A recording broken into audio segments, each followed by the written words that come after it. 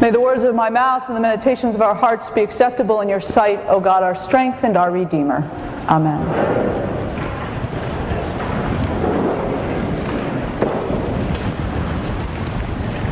There's a saying that a society can be judged not by how it treats the greatest of its citizens, but how it treats the least of its citizens.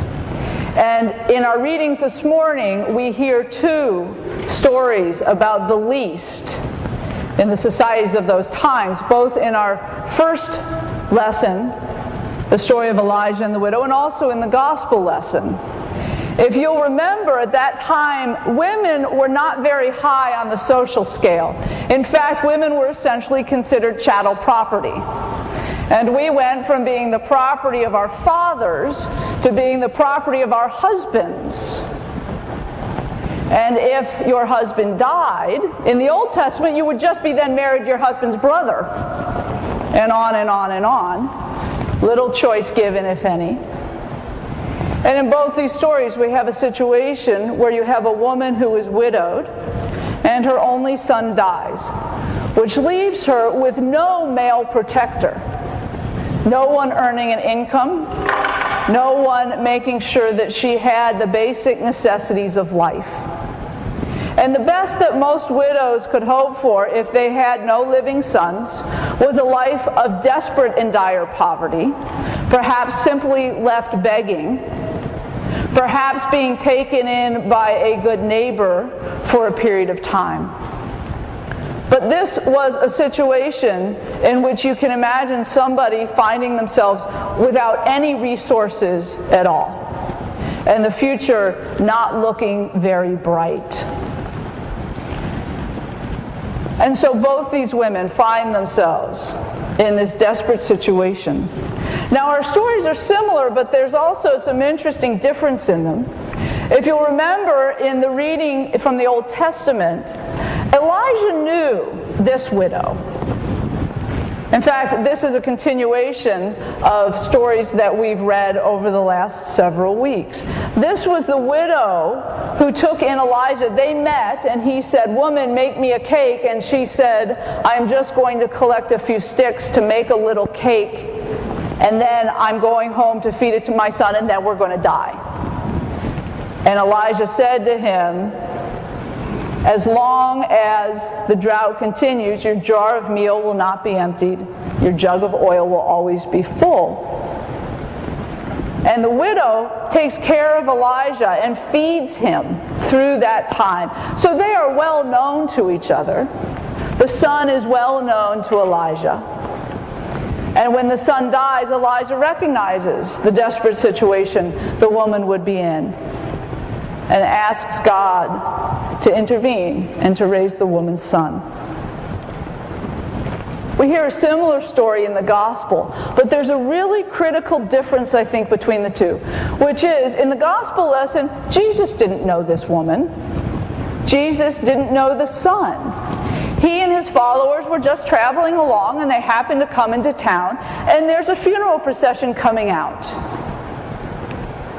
And the gospel lesson says to us, Jesus had compassion for her. And it was that motivation of compassion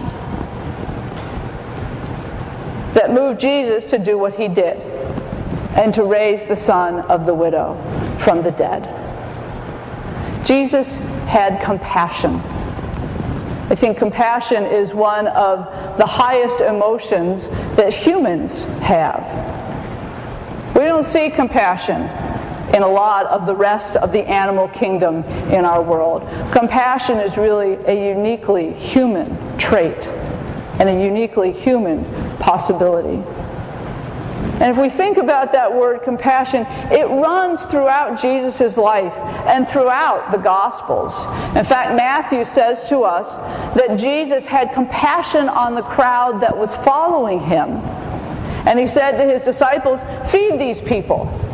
And we have the miracle of the feeding of the 4,000. Jesus tells the parable of the Good Samaritan, trying to teach people about compassion, about paying attention to one's neighbor. about paying attention to someone that you may not even know. And if you think about all the miracle stories through the gospel lessons, all of the healings, all of the lepers and the blind people, most of those people Jesus didn't even know. There were a few. Lazarus was raised from the dead, and he knew Lazarus. If you'll remember, there's the story about Peter's mother who had a fever. Jesus cures the fever, and then what does she do? She gets up and makes them supper. So Jesus may have had an alternative motive there because he was just hungry. So get this woman up because we need some supper. But most of the time, the people that he healed, the people that he came in contact with, the people that he had compassion for, were people he didn't even know. People who came to him. People he just happened upon.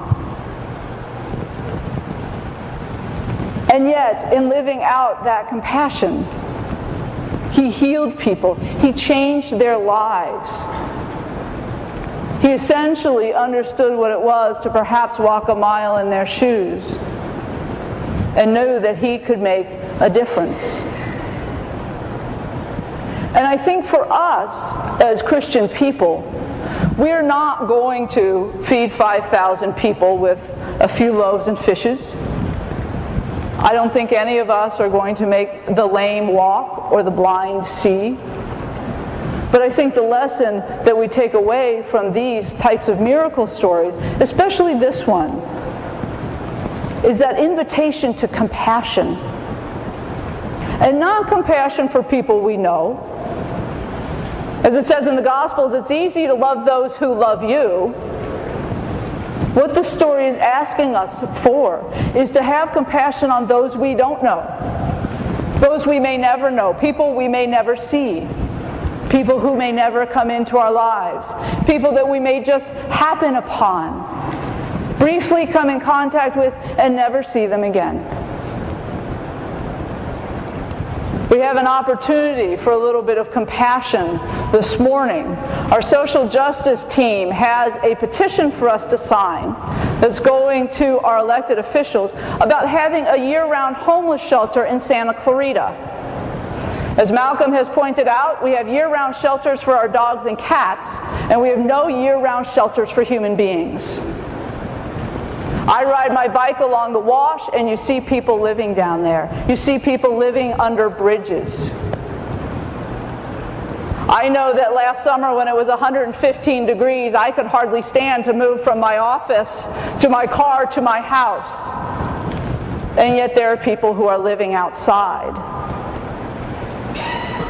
How hard is it for us to show compassion for our fellow human beings who simply need a place to go? And it's really easy for us to talk about politics and people who are alcoholic or drug addicts or all those kinds of things. But is it not just as easy for us to simply have compassion? To simply look into the face of our brothers and sisters who are in need and show a little compassion? So I hope that you will sign those petitions. They'll be in Sperling Hall this morning. There may be other actions in the coming months that may have to do with the homeless shelter. I threw out sort of a challenge to the outreach team a few months ago about what would it look like if St. Stephen's, through our outreach ministry, could sponsor an entire month of keeping the shelter open longer. And if our congregation could say, we will pledge the funds to keep the shelter open another month, and then we go down the road and we say to Real Life Church, all right, Real Life Church, can you keep the shelter open for another month? Okay, Valencia United Methodist, can you keep the shelter open for another month? What would it look like if the faith communities of the valley came together and said, this is important to us. It is time for us to show compassion. And we can make a difference. So this is only a tiny start. Right now it's only asking you to sign your name. But I think Jesus calls us to compassion. We may not, each one of us, be able to work miracles. But I think when we have compassion, we can be the spark that does create a miracle, that does change somebody's life, that has an impact far, far beyond what we might imagine we could have. Amen.